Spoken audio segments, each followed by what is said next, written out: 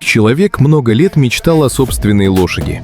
В его воображении она была не просто животным, а символом свободы и новой жизни.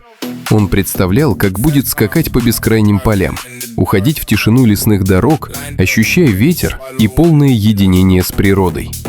Эта мечта стала для него чем-то большим, чем просто прихоть.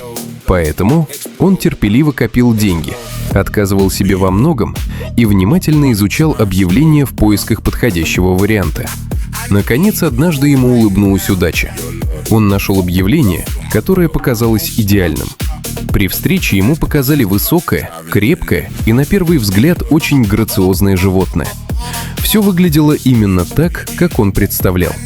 Не раздумывая слишком долго, мужчина принял решение и купил его, уже предвкушая будущие поездки и приключения. Однако радость оказалась преждевременной.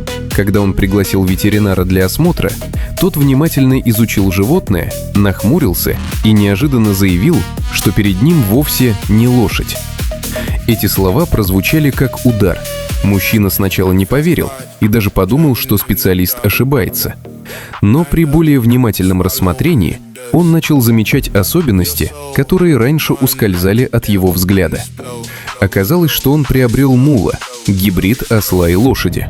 Животное было сильным, выносливым, но отличалось упрямством и не совсем подходило для верховой езды, о которой так мечтал его новый хозяин.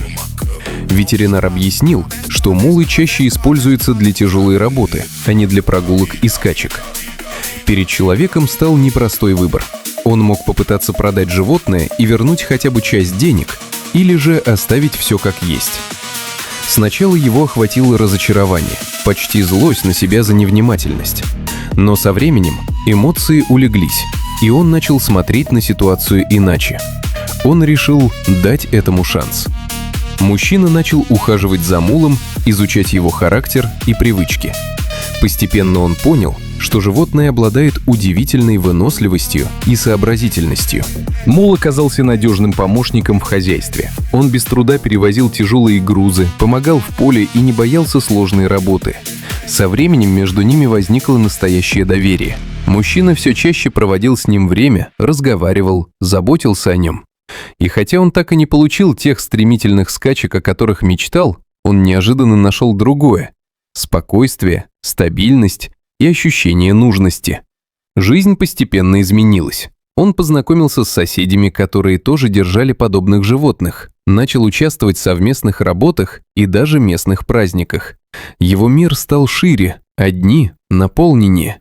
И однажды он понял простую вещь. Иногда судьба дает нам не то, что мы хотим, а то, что действительно нужно.